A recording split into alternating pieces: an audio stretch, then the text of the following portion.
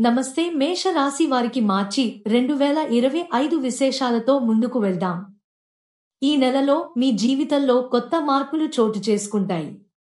అవకాశాలు, సవాళ్లు, ఆర్థిక స్థిరత, ఆరోగ్య సూచనలు, ప్రేమ జీవితంపై కీలక సూచనలు తెలుసుకుందాం. కెరీర్ వ్యాపారం. ఈ నెల ఉద్యోగస్తులకు కొత్త అవకాశాలను తెస్తుంది. మీ కృషికి మంచి గుర్తింపు లభించే అవకాశం ఉంది. పై అధికారుల నుంచి మద్దతు లభించవచ్చు. కొత్త ప్రాజెక్టులు, ప్రమోషన్లు గురించి ఆశలు పెట్టుకునేవారు కొన్ని అనుకూల మార్పులను చూడవచ్చు. వ్యాపారస్తులకు ఈ నెల నిలకడగా ఉంటుంది. కొత్త పెట్టుబడులకు అనుకూల సమయం కాదు, అయితే వ్యాపారాన్ని విస్తరించేందుకు ప్లాన్ చేసుకోవచ్చు.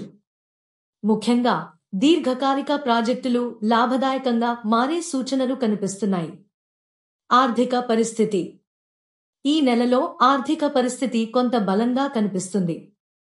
కొన్ని అనుకోని ఖర్చులు తప్పకపోవచ్చు, కానీ ఆదాయ మార్గాలు కూడా మెరుగుపడే సూచనలు ఉన్నాయి. పెట్టుబడులు చేసేటప్పుడు తెలివిగా ఆలోచించి నిర్ణయించుకోవడం మంచిది. ముఖ్యంగా పొదుపును అలవాటు చేసుకోవడం భవిష్యత్తులో మేలుగా ఉపయోగపడుతుంది. ప్రేమ దాంపత్య జీవితం. ప్రేమలో ఉన్నవారికి ఈ నెల మిశ్రమ ఫలితాలను అందిస్తుంది. మీ జీవిత భాగస్వామితో మెరుగైన అనుభవాలను పంచుకోవడానికి ఇది మంచి సమయం. అయితే కొన్ని చిన్న అపార్థాలు ఏర్పడే అవకాశం ఉంది. వాటిని సహనంతో పరిష్కరించాలి. వివాహితులకు కుటుంబ సభ్యులతో గడిపే సమయం పెరుగుతుంది.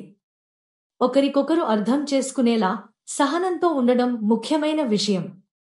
ఆరోగ్యం. ఆరోగ్యపరంగా ఈ నెల కొన్ని హెచ్చరికలు ఇస్తుంది. ముఖ్యంగా మానసిక ఒత్తిడిని తగ్గించుకోవడం అవసరం. పని ఒత్తిడిని తగ్గించేందుకు సమయాన్ని ప్లాన్ చేసుకోవడం మంచిది. ఆరోగ్యకరమైన జీవనశైలిని అలవాటు చేసుకోవడం వల్ల రోగ నిరోధక శక్తి పెరుగుతుంది. శుభ సమయాలు. ఈ నెలలో 3వ, 15వ, 27వ తేదీలు ప్రత్యేకంగా అదృష్టాన్ని ఇస్తాయి. ఈ రోజుల్లో ముఖ్యమైన పనులు ప్రారంభించడం, నిర్ణయాలు తీసుకోవడం మంచి ఫలితాలను అందించవచ్చు. జాగ్రత్తలు. అనవసరపు ఖర్చులను తగ్గించుకోవడం అవసరం. ఆరోగ్యాన్ని నిర్లక్ష్యం చేయకుండా సరైన ఆహారం, వ్యాయామం పాటించాలి. ఉద్యోగంలో పై అధికారులతో మంచి సంబంధాలను కలిగి ఉండాలి. సంబంధాలలో ఓర్పు, సహనం పాటించడం మంచిది.